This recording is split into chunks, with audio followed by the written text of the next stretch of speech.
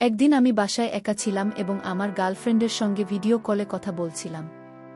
তখন আমি খেয়াল করলাম কাকিমা নীরবে আমাকে লক্ষ্য করছিলেন। আমি যখন কথা বলা শেষ করলাম তখন কাকিমা এসে আমাকে জিজ্ঞেস করলেন, রিফাত তুমি কি করছিলে? আমি একটু দ্বিধায় পড়ে বললাম, কিছু নাকি। কেন? কাকিমা মুচকি হেসে বললেন, সব আমি দেখে নিয়েছি, তুমি আমাকে কিছু লুকিয়ে না। আমি সরাসরি কাকির সঙ্গে কথা বলতে শুরু করলাম। কাকিমা হেসে বললেন, আচ্ছা এসব কবে থেকে চলছে? আমি বললাম, কাকিমা এখন আপনাকে কি বলবো? তখন কাকিমা বললেন, এসো আমার সঙ্গে আমার ঘরে চল। আমি কাকিমার সঙ্গে তার ঘরে গেলাম। কাকি আমাকে তার বিছানায় বসতে বললেন। তিনি বললেন, রিফাত তুমি তো এখন অনেক পরিণত আর শক্তিশালী হয়ে গেছ। তোমার চাচাকেও ছাড়িয়ে গেছে। ভিডিও কলে যখন কথা বলছিলেন তখন আমি সব দেখেছিলাম। এই বলে কাকি আমার সাথে জোর করে যা করেছিল, বন্ধুরা তা শুনলে তোমরা ঠিক থাকতে পারবে না। বন্ধুরা, মূল ভিডিওটি শুরু করার পূর্বে তোমাদের কাছে ছোট্ট একটা রিকোয়েস্ট, তোমরা যদি আমার চ্যানেল এ নতুন হয়ে থাকো তাহলে অবশ্যই এই ভিডিওতে একটি লাইক করে চ্যানেলটি সাবস্ক্রাইব করে পাশে থাকবে। তাহলে আসল ঘটনা শুরু করা যাক। আমার নাম রিফাত। আমি 20 বছর বয়সী এবং আমি একটি ছোট্ট গ্রামে থাকি। আমাদের পরিবারটি একটি যৌথ পরিবার, যেখানে আমি, আমার বাবা মা, আমার চাচা এবং কাকিমা একসঙ্গে থাকি। আমার চাচার সম্প্রতি বিয়ে হয়েছে, তবে বিয়ের 3 মাস পরে তিনি বিদেশে কাজ করতে চলে যান। তারপর থেকে আমার কাকিমা একা হয়ে যায়। আমার কাকিমা ছিলেন অনেক সুন্দর। একটু স্বাস্থ্যবান হওয়ায় তাকে অনেক বেশি আকর্ষণীয় লাগত। তিনি শাড়ি পরতে অনেক ভালোবাসতেন। আমার বাবা সকাল 8টায় দোকানে যান এবং রাত 8টায় ফিরে আসেন। আমি মাঝে মাঝে বাবার কাজে সাহায্য করি, তবে বেশিরভাগ সময় আমি বাড়িতে থাকি এবং বাড়ির কাজকর্ম করি। একদিন সকালে আমার কাকিমা অসুস্থ বোধ করছিলেন এবং তার জ্বর এসেছিল। মা আমাকে বললেন, রিফাত কাকিকে হাসপাতালে নিয়ে যান। আমি বাইক বের করলাম এবং কাকিমাকে পিছনে বসার জন্য বললাম। কাকিমা পিছনে বসলেন এবং আমি বাইক চালিয়ে হাসপাতালের দিকে রওনা দিলাম। রাস্তাটা একটু খারাপ ছিল। আমি কাকিমাকে বললাম, কাকিমা আপনি শক্ত করে ধরে বসুন। রাস্তা খারাপ করে যাবেন কিন্তু না। যেন কাকিমা আমার কাছে ধরে বসে রইলেন। আমরা কিছু দূর যাওয়ার পর রাস্তা আরও বেশি খারাপ হয়ে গেল, ফলে আমাকে বারবার ব্রেক করতে হচ্ছিল। শেষ পর্যন্ত আমরা হাসপাতালে পৌঁছলাম। ডাক্তার কাকিমা স্বাস্থ্য পরীক্ষা করলেন এবং কিছু ওষুধ লিখে দিলেন। কাকিমা ধীরে ধীরে সুস্থ হয়ে উঠলেন। সেদিন থেকে আমি উপলব্ধি করলাম যে পরিবারের প্রতি দায়িত্ব পালন করা আমাদের সবার কাজ। সকাল বেলার পরিবেশ বেশ মনোরম ছিল। কাকিমা হালকা জ্বর নিয়ে বিশ্রামে ছিলেন। আমি ওষুধ আনতে বাজারে গিয়েছিলাম। 20 মিনিট পরে ওষুধ নিয়ে বাড়ি ফিরে এলাম। কাকিমা নিজের ঘরে শুয়ে পড়লেন আর আমি বারান্দায় বসে থাকলাম। মা আমাকে জিজ্ঞাসা করলেন, রিফাত ডাক্তার কি বললেন? আমি বললাম, মা ডাক্তার বলেছেন চিন্তার কিছু নেই, জ্বরটা একটু বেশি, তবে এই ওষুধগুলো ঠিক সময় খেলে ঠিক হয়ে যাবে। যদি না ঠিক হয় তাহলে আবার যেতে বলেছেন। 5 মিনিট পরে কাকি আমাকে ডাক দিলেন। মা বললেন, রিফাত মনে হয় তার কিছু দরকার, একবার দেখে। আমি কাকির ঘরে গেলাম।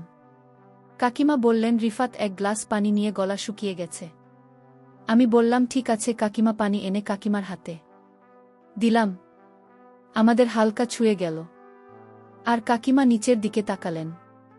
আমি ঘর থেকে বেরিয়ে আসতে চাইলে কাকিমা বললেন, রিফাত তুমি কোথাও যাচ্ছ? একটু বসো, আমার সঙ্গে একা থাকতে ভাল লাগছে না। আমি বললাম, কাকিমা মাকে ঘরের কাজে সাহায্য করতে হবে। কাকিমা বললেন, ও নিজেই করে নেবে, তুমি একটু বসো, আমার শরীরটা ভাল লাগছে না।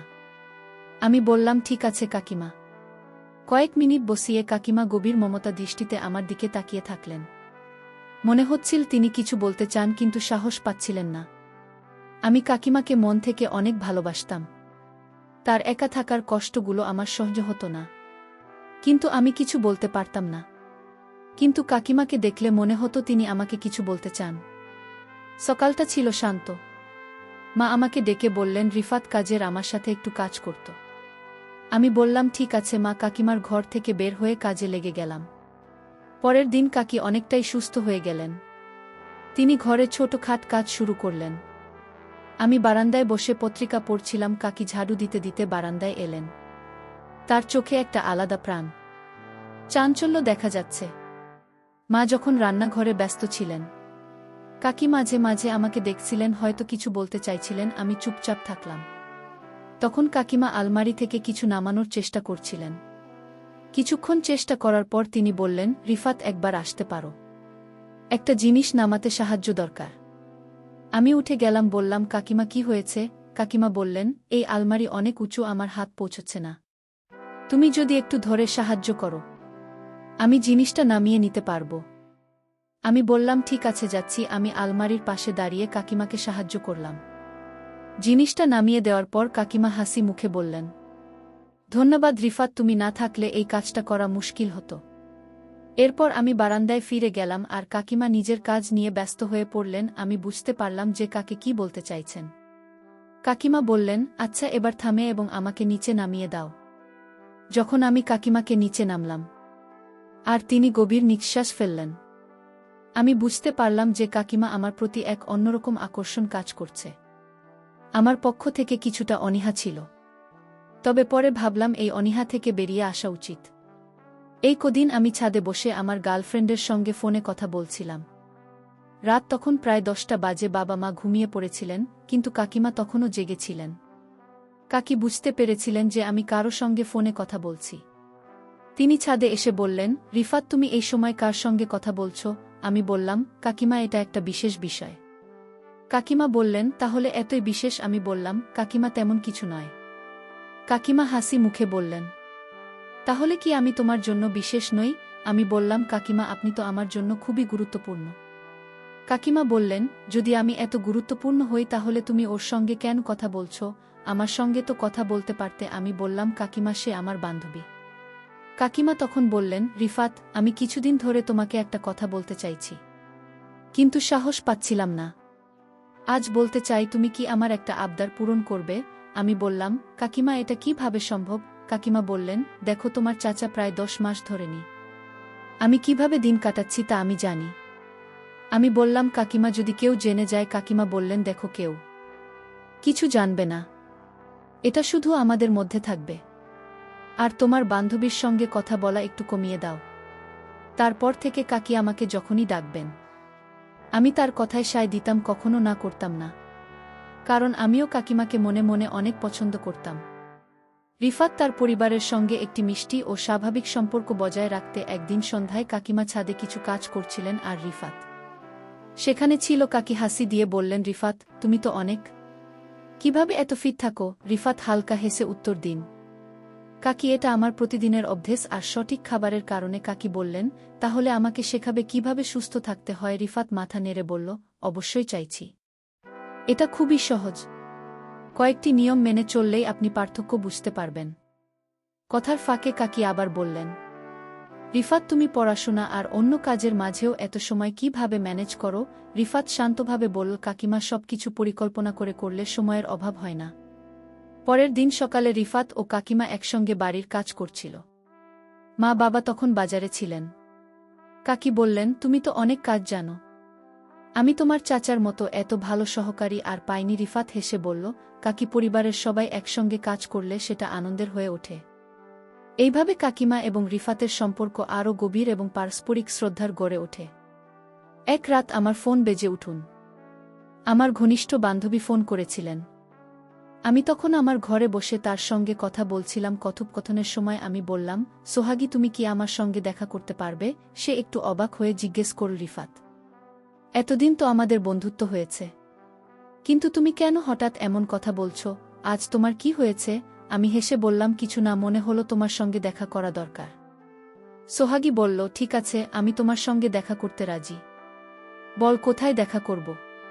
পরের দিন আমি তাকে একটি নিরিবিলি জায়গায় নিয়ে গেলাম এবং তার সঙ্গে সুন্দর সময় কাটালাম। সোহাগী ও আমাকে না করেনি, কারণ সে আমাকে অনেক ভালোবাসত। আমাদের দুজনেরই জানা ছিল যে আমরা ভবিষ্যতে বিয়ে করার পরিকল্পনা করছি, কিন্তু সোহাগী জানত না যে আমার জীবনে আরও একটি সম্পর্ক আছে। আমি চেষ্টা করেছিলাম বিষয়টি গোপন রাখতে। আমি জানতাম যদি সে জানতে পারে তবে সে আমাকে ছেড়ে চলে যাবে।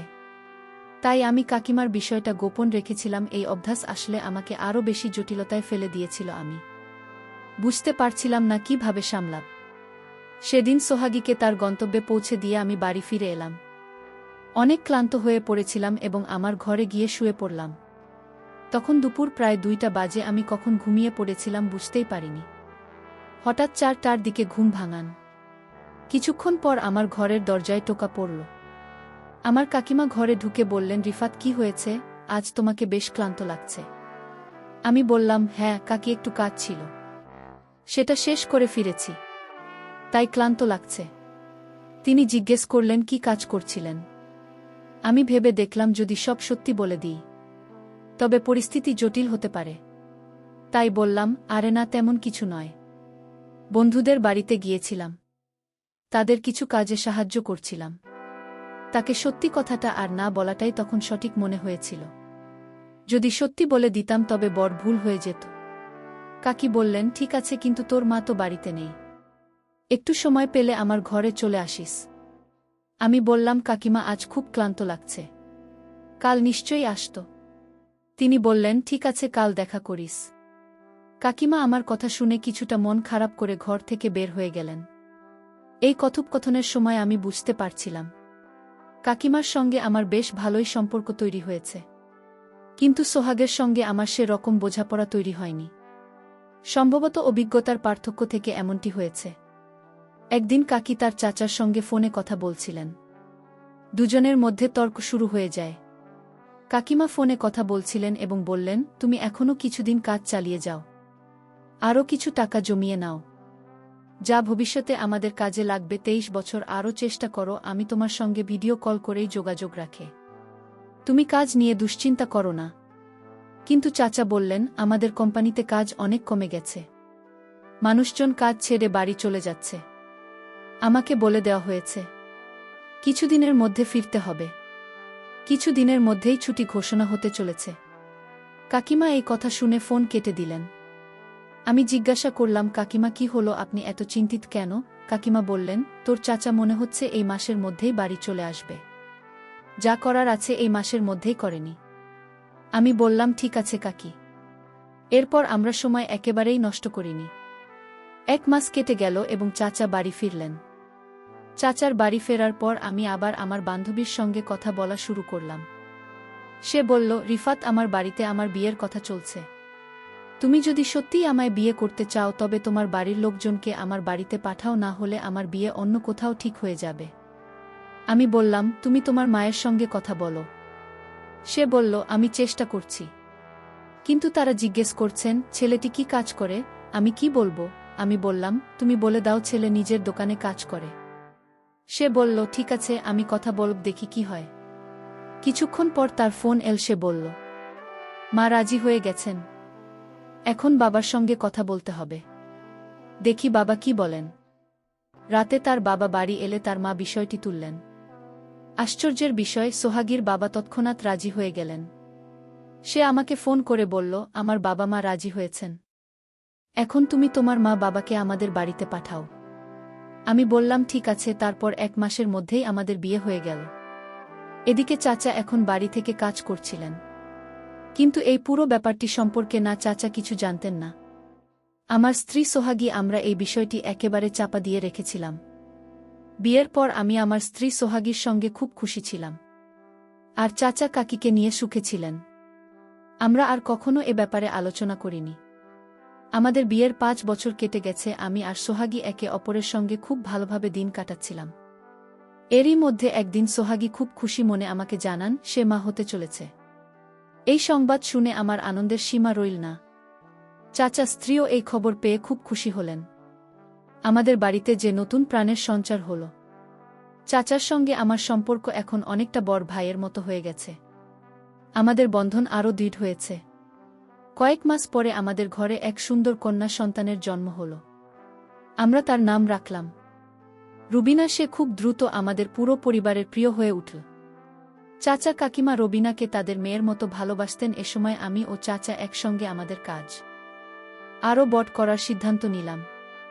একদিন চাচা বাড়িতে ছিল না, তখন কাকিমা আমায় ডাকল। আমি কাকিমার ডাকে সাড়া দিয়ে কাকিমার ঘরে গেলাম।